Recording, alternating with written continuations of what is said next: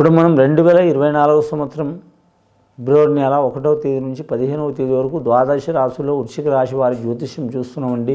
భూత భవిష్యత్తు వర్తమానం యోగ బలం రాజయోగ బలం ఎలా ఉందో, గోచార ఫలం ఎలా ఉందో మన జానకిరామ్ని అడిగి చూద్దామండి.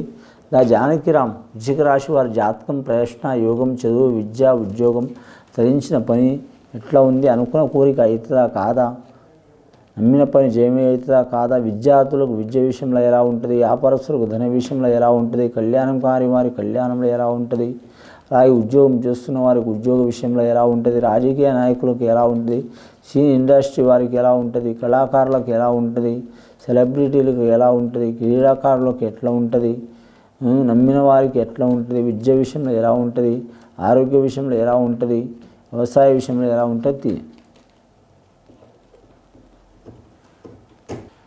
వృశ్చిక రాశి వారి జాతకంలో చూడాలంటే అమ్మదయ ఉంటే అన్నీ ఉన్నట్లే అన్నట్టు. విజయవాడ కనకదుర్గమ్మ వచ్చిందండి, లక్ష్మీదేవత వచ్చింది, వాసవి కన్యక పరమేశ్వరి దేవత వచ్చింది వారి పేరు మీద.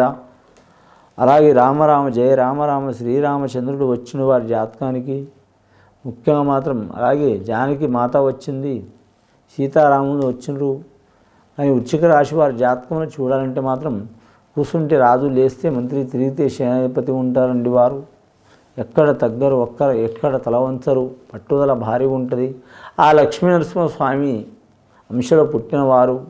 అలాగే మాత్రం రాతి స్తంభంతో బయట వచ్చిన వారు. ఎక్కడున్నో అని హిరణ్యకశిపుడు అనుకుంటే లాస్ట్లో వాడిని ప్రతి దాంట్లో నేను ఉన్నాను బయటకు వచ్చిండు. అసంటి స్వభావం, ఎంత శాంత స్వభావాలు అంత ఉగ్ర స్వభావాలు. పట్టిన పట్టు వదలరు, ఎక్కిన కూడా దిగరు, చిక్కరు దొరకరు, ఒకరికి అర్థం కారు, భేదం ఇవ్వరు. చెప్పి కొడతంటే కొడతారు, తిడతంటే తిడతారు, పెడతంటే పెడతారు. అసంటి స్వభావం ఉంటుంది. ఈ ఉద్రేక స్వభావం మూలంగా వారికి మాత్రం చాలా ఆటంకాలు, చిక్కులు, చికాకులు వస్తాయి, లేనిపోని గొడవలు వస్తాయి. వీరికి చతుర్థ స్థానంలో శని ఉంది కాబట్టి 4 రకాల చిక్కులు వచ్చే అవకాశం ఉన్నది. ప్రజెంట్ ఆరోగ్య విషయంలో ఇబ్బంది ఉంటుంది. రెండవది కుటుంబ విషయంలో చిక్కు ఉంటుంది. మూడవది మాత్రం నమ్మిన వారు మోసం చేస్తారు. నాలుగవది ధనం ఎంత వచ్చినా నిలబడదు. ఈ సమస్యలు అందరికీ ఉంటాయనుకోవచ్చు, కానీ మాత్రం ఎవరు ప్రాబ్లం వాళ్ళది, ఎవరు గోల వాళ్ళదే అండి. ఈ రాశి వారికి మాత్రం ముఖ్యంగా అనురాధ నక్షత్రం వారికి శుభయోగం ఉంది. జ్యేష్ఠ నక్షత్రం వారికి ఇబ్బంది ఉంది. అనురాధ నక్షత్రం వారికి శనీశ్వరుడు అధిపతి కాబట్టి మాత్రం శని వీరికి అధిపతి కాబట్టి చాలా వరకు శుభయోగం ఉంటుంది.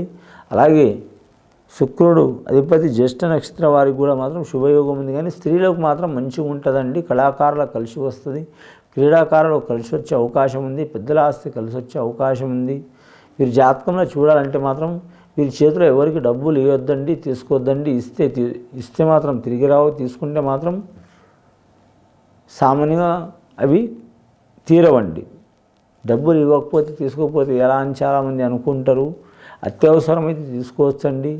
చాలా ప్రాణం మీదకి ఉంటే తీసుకోవచ్చు, ఇవ్వచ్చు. కానీ మాత్రం ఒంటి చేత్తో ఇవ్వద్దు. కుడి చేత్తో ఇస్తే మాత్రం తిరిగి రాదు. ఎడమ చేత్తో ఎవరు తీసుకోలేరు కాబట్టి కుడి చేత్తో ఇచ్చేటప్పుడు మాత్రం ఎడమ చేయి ఆ చేతిని మాత్రం ఆనించి ఇవ్వాలి. చాలా వరకు మంచిగా ఉంటుంది వీరి జాతక బలానికి.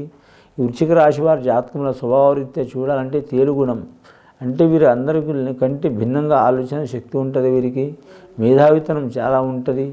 అలాగే మాత్రం వీరు వైద్యశాస్త్రంలో కలిసి వచ్చే అవకాశం ఉంది. విద్యారంగంలో, బోధన రంగంలో కలిసి వచ్చే అవకాశం ఉంది. అలాగే ఇంజనీర్ రంగంలో కూడా కలిసి వచ్చే అవకాశం ఉంది. అలాగే వీరి జాతకంలో చూడాలంటే మాత్రం ముఖ్యంగా కంప్యూటర్ రంగంలో మాత్రం కలిసి వచ్చే అవకాశం ఉంది. పెద్దల సహకారం అయ్యే అవకాశం ఉంది.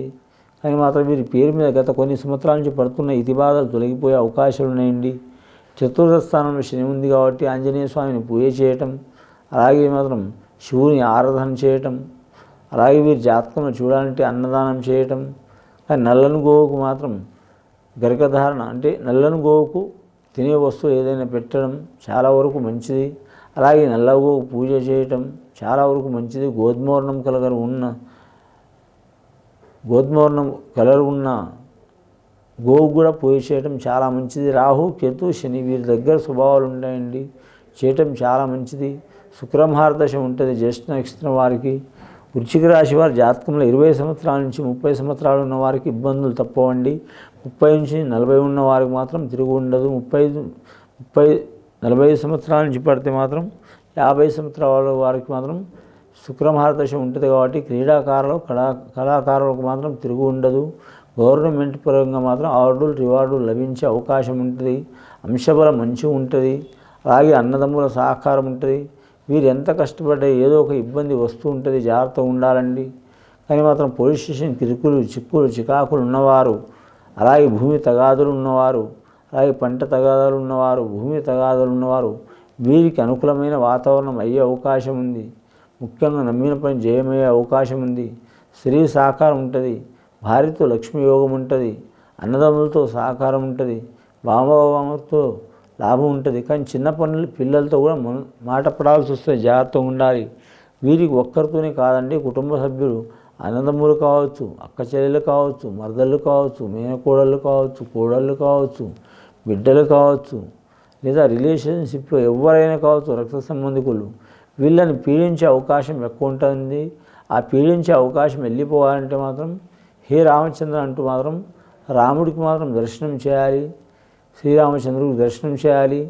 ఆ భద్రాచలంలో వెళ్ళాలి, అయోధ్య వెళ్ళాలని నా ఉద్దేశం కాదు. మీకు శక్తిమందం ఉంటే వెళ్ళొచ్చండి, లేకుంటే మాత్రం ఇంటికాండి ఏదైనా మాత్రం రామాలయం దర్శనం చేయటం చాలా మంచిది. అలాగే కోతులకు మాత్రం ఖచ్చితంగా వాటి ఏం తింటాయండి, కోతులకు ఇష్టం ఏది మాత్రం అరటిపండు తినిపించడం కూడా చాలా మంచిది.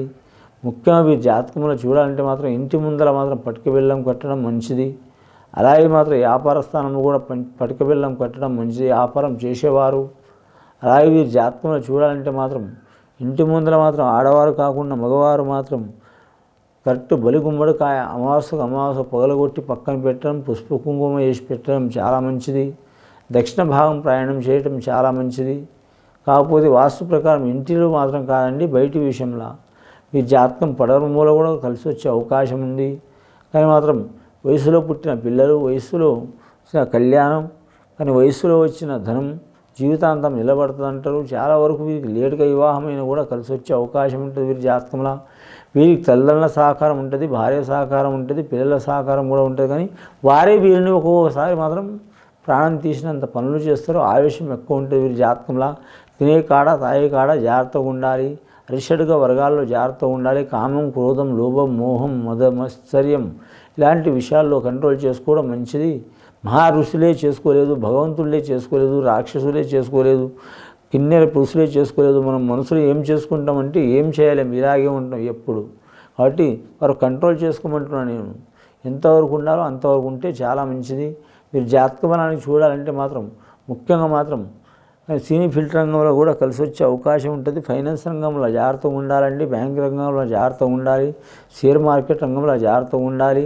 మీరు జాతకంలో వ్యవసాయ విషయంలో కలిసి వస్తాయి, పాడి పరిశ్రమ రంగంలో కలిసి వస్తుంది, మత్స్య కార్మికులు కూడా కలిసి వస్తుంది, మత్స్య వ్యాపారం చేసేవారు కూడా కలిసి వచ్చే అవకాశం ఉన్నాయి.